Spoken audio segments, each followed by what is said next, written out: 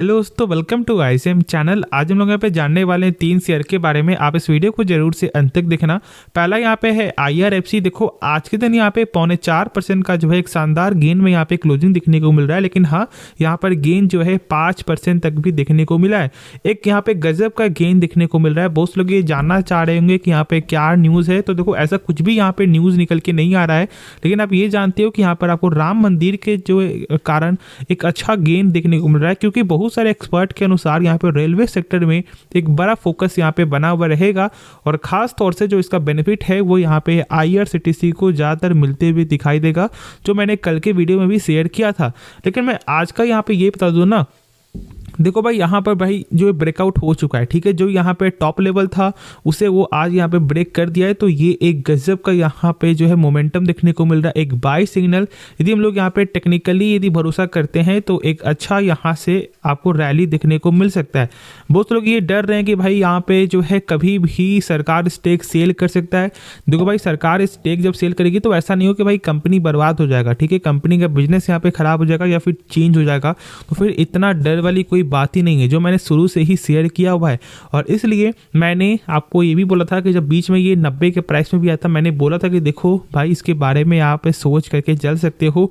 Company का जब business आप लोग को पसंद है तो फिर आज नहीं तो कल यहाँ पे ग्रो करते हुए दिखाई देगा। और देख सकते हो कि भाई यहाँ पे 90 तक आते हुए दिखाई दिया और फिर ये यहाँ पे क्या आपको ऑलमोस्ट 109 रुपये तक जाते हुए दिखाई दे रहा है। 20% का तो रिटर्न ऐसे ही आपको यहाँ पे मिल जाता। तो इसलिए देखो टेक्निकली कभी मैटर करता है और कभी कभी कंपनी का बिजनेस मैटर करता है, जो यहाँ पे गजब का है। अब यदि हम लोग यहाँ पे जब डिस्कस करते हैं कि क्या कंपनी का वैल्यूएशन यहाँ पे बहुत ज़्यादा यहाँ पे हाई हो चुका है, तो ऐसा कुछ भी नहीं है। जो इसका पेग रेशियो वो यहाँ पे 0.91 का ही देखने को मिलता है। मतलब अभी भी ये यहाँ पे अंडर वैल्यू ही ट्रेड हो रहा है, क्योंकि पेग रेशियो 1 से कम होना चाहिए। देखो बैलेंस की यदि हम लोग यहाँ पे बात करते हैं ना, तो जो कंपनी का रिजर्व है वो यहाँ पे लगातार गेन कर रहा है। साथ साथ देखो यहाँ पे टोटल एसेट वो भी यहाँ पे गजब का गेन देखने को मिल रहा है। और उसके बाद देखोगे जो हम लोग मेन देखते हैं यहाँ पे रेवेन्यू, तो आप देख सकते हो कि यहाँ पे ईयर ईयर के हिसाब से कितना अच्छा सेल्स में ग्रोथ देखने को मिल रहा है। और साथ साथ कंपनी का प्रॉफिट भी यहाँ पे ग्रोथ देखने को मिल रहा है। तो कोई शक नहीं है, एक अच्छी कंपनी है। बस आपका पर्पस यहाँ पे साफ होना चाहिए। सरकार स्टेक सेल करेगी क्योंकि देखो भाई यहाँ पे नियम के जो है विरुद्ध है, ठीक है। और यहाँ पर तो भाई ऐसा कुछ यहाँ पे होने वाला है ही, और 31 मार्च के पहले ही देखने को मिलेगा, ऐसा यहाँ पे बयान भी था। तो कहीं ना कहीं यहाँ पर जो है रिपोर्ट के जरिए या फिर कुछ भी बोलो, OFS आज नहीं तो कल यहाँ पे आते हुए दिखाई देगा। लेकिन ये एक बेटर अपॉर्चुनिटी है। लेकिन सर ऐसा हो सकता है कि उससे पहले जो इसका लेवल है वो यहाँ पर 130 भी आपको चला जाए, तो फिर उस समय यहाँ पर आपको रेग्रेट फीलिंग नहीं होना है, ना करना है, क्योंकि आज से ही यहाँ पर आप इन्वेस्ट करके चल सकते हो यदि पर्पस आपका लॉन्ग टर्म है। तो होप इसके बारे में सही से आप लोगों को समझ में आ गया होगा। अब जो नेक्स्ट जो शेयर है वो यहाँ पे है जोमेटो। देखो यहाँ पे भी 2.5% तक का गेन देखने को मिल रहा है। और इसका वजह क्या जानते हो? इसका वजह यहाँ पे है टारगेट। जैसा कि यहाँ पे आप देख सकते हो कि यहाँ पर बहुत सारे एक्सपर्ट का यहाँ पे ये भी बोलना था कि जो इसका लेवल है वो यहाँ पे 165 तक यहाँ पे आ सकता है। लेकिन यहाँ पे HSBC की तरफ से यहाँ पे उनका ये बयान आ रहा है कि जो इसका लेवल है वो यहाँ पे 150 तक आपको टच करते हुए दिखाई दे सकता है। लेकिन जो इसका यहाँ पे ग्रोथ है, ठीक है, वो यहाँ पर 2024 में थोड़ा सा यहाँ पे म्यूट देखने को मिलेगा, मतलब एक तरह का सामान देखने को मिलेगा। लेकिन उनका ये बोलना है कि हाँ भाई 150 तक यहाँ पे लेवल आ सकता है। देखो भाई ऐसा ज़्यादा मुझे लगता है किसी के कहने पे कोई भी शेयर को बाय नहीं करना चाहिए या फिर सेल नहीं करना चाहिए, ठीक है। और देखो जेफरीज ने जो यहाँ पे टारगेट दिया ना, वो टारगेट ऑलमोस्ट सारा ही यहाँ पे अचीव हुआ। जैसे कि पहले जो टारगेट था वो था यहाँ पे आपको 90 रुपये का, फिर यहाँ पे टारगेट बढ़ के हुआ 100 रुपये का, फिर देखोगे तो यहाँ पे 150 का, और फिर देखो यहाँ पे 165 का भी यहाँ पे टारगेट जो जेफरीज ने यहाँ पे कर दिया है। तो भाई JP मॉर्गन जेफरीज यहाँ पे लगातार टारगेट ही देते हुए दिखाई दे रहे हैं। तो यदि आपके पास शेयर है तो आपको डेफिनेटली यहाँ पे होल्ड करके चलना चाहिए।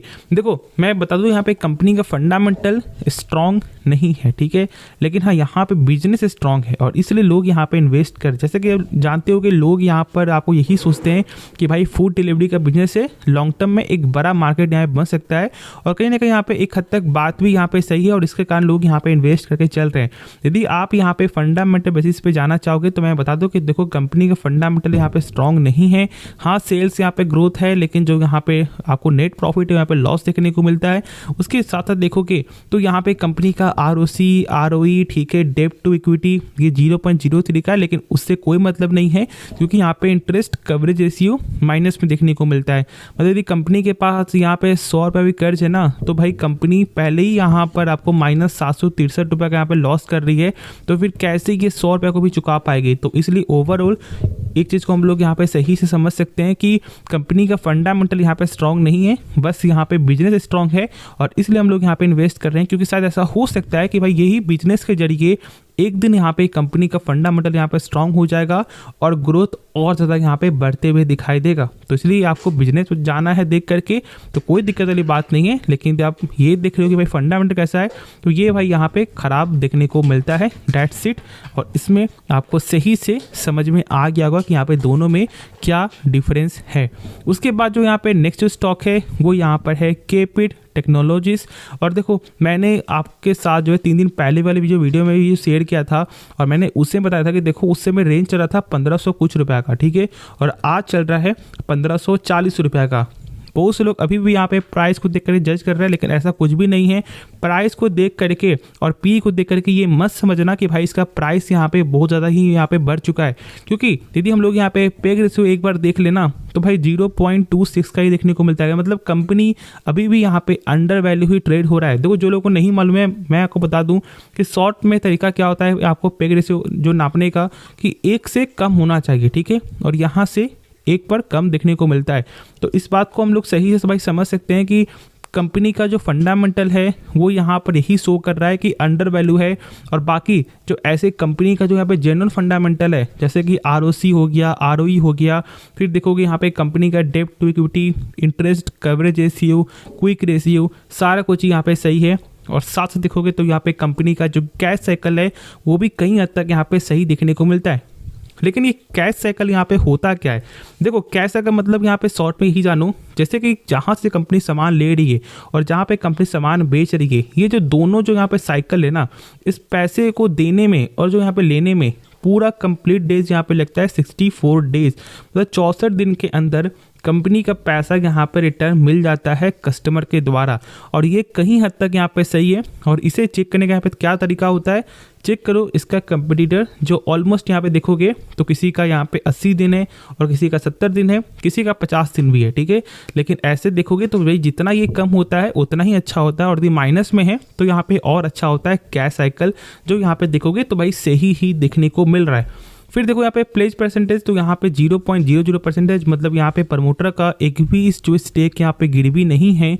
और देखोगे कुछ और भी चीज़, जैसे कि यहाँ पे हम लोग देखें शेयर होल्डिंग पैटर्न, तो यहाँ पे ऑलमोस्ट जो है 40% तक यहाँ पे स्टेक है प्रमोटर के पास। और यहाँ पे FIS जो है ना लगातार अपने स्टेक को गेन करते हुए ही दिखाई दे रही है। फिर देखोगे यहाँ पे डोमेस्टिक वाले के पास, तो यहाँ पर भी ऑलमोस्ट 12% का स्टेक है, लेकिन यहाँ पर जो पब्लिक है वो यहाँ पे लगातार बेचते हुए दिखाई दे, जो बिल्कुल भी सही नहीं है। होल्ड करो भाई, कंपनी इतनी अच्छी, साथ साथ कंपनी का फंडामेंटल जब इतना अच्छा शो कर रहा है तो फिर अभी यहाँ पे पेशेंस रखना बहुत ज़्यादा ही यहाँ पे ज़रूरी है। उसके बाद देखोगे तो यहाँ पर यदि हम लोग कंपनी का देख ले टेक्निकल, तो भाई देखो टेक्निकल के जहाँ तक से मुझे लगता है ना कि 1429 का एक अच्छा सपोर्ट है, और इस सपोर्ट को लेकर के आप चल सकते हो। यदि इस सपोर्ट के रेंज में आता है तो फिर आप इसके बारे में सोच करके चल सकते हो, लेकिन फिलहाल अभी यहाँ पर अच्छे लेवल पे है। और जैसे ही ये यहाँ पे 1550 का लेवल यदि क्रॉस करता है तो एक अच्छे मोमेंटम के साथ यहाँ पर फिर से एक अच्छा लेवल देखने को मिल सकता है। तो आप यहाँ पे ब्रेकआउट होने के बाद भी सोच सकते हो, या फिर अपने सपोर्ट के आने के बाद भी यहाँ पे सोच रहे चल सकते हो। होप आपको ये वीडियो पसंद आया। यदि आपको इस वीडियो में कुछ भी सीखने को मिला, ज़रूर से आप इस चैनल को सब्सक्राइब करना, दोस्तों में शेयर करना और इस वीडियो को लाइक करना। मिलते हैं नेक्स्ट वीडियो में, तो तब तक के लिए धन्यवाद।